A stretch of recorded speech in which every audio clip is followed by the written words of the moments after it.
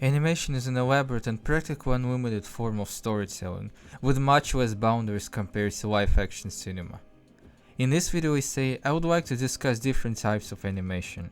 To be more precise, the 5 most basic types of animation. Some animation techniques are widely popular and are used in mass production of movies and shows, and we see them everywhere. Some are very hard and expensive to make, or simply obsolete. Animation doesn't just mean cartoons, anime, or video games. It has a much wider use in live-action cinema, in commercials, and even YouTube videos, like the one you're watching right now. So let's get started.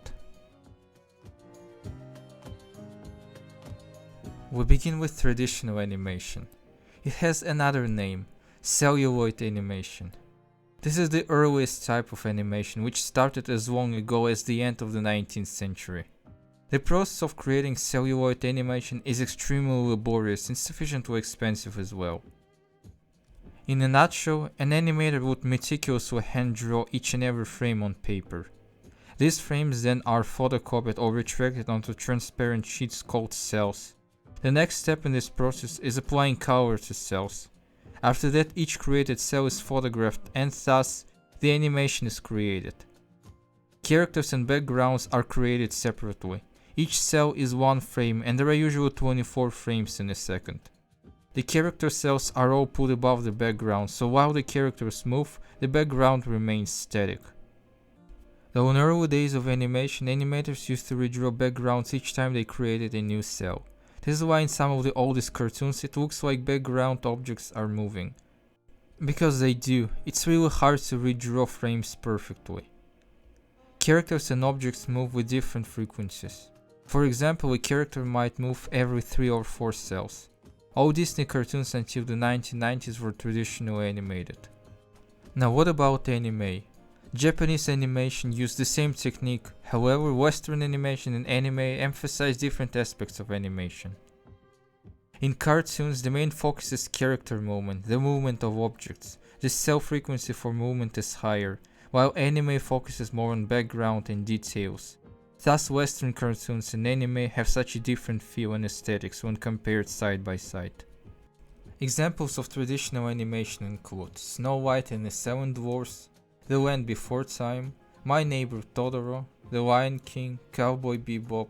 One of the most recent examples is Disney's The Princess and the Frog, which was released in 2009. A lot of people use terms traditional animation and 2D animation interchangeably, which is not really correct. 2D animation, also known as vector-based animation, uses the same principles as traditional animation, but has one very significant advantage over celluloid animation: software.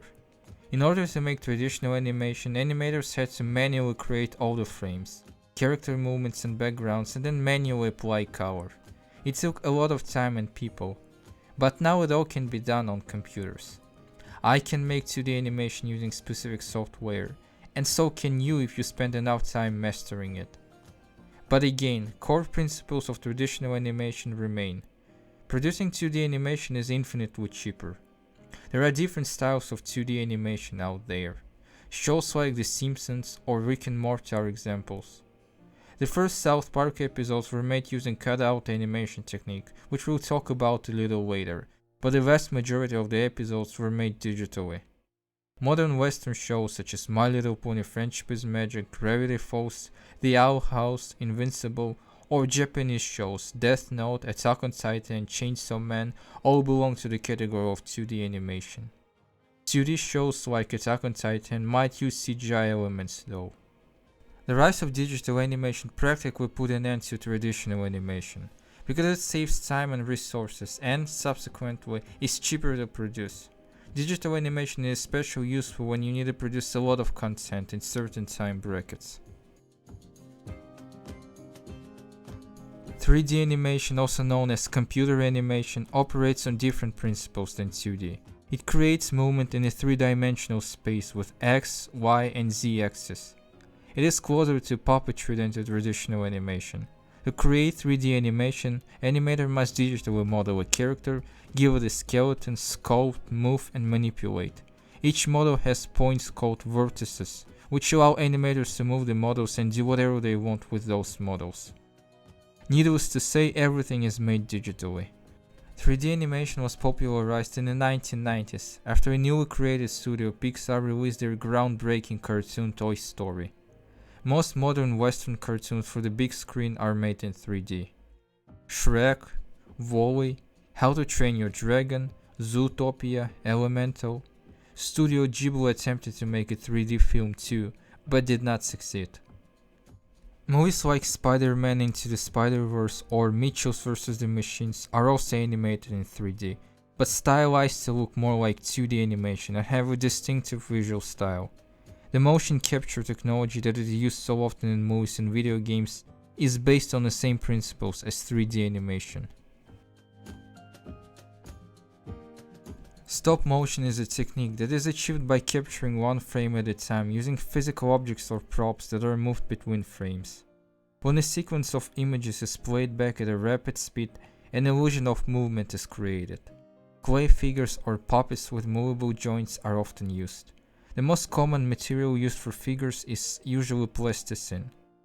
Its flexibility means that plasticine is easy to manipulate, and therefore create better movement of the characters, as well as different facial expressions.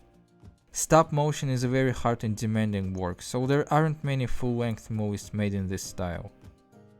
Studio Laika has mastered this technique. Some of the notorious examples are The Nightmare Before Christmas, Coraline, Kubo and the Two Strings, Isle of Dogs, and Guillermo del Toro's Pinocchio.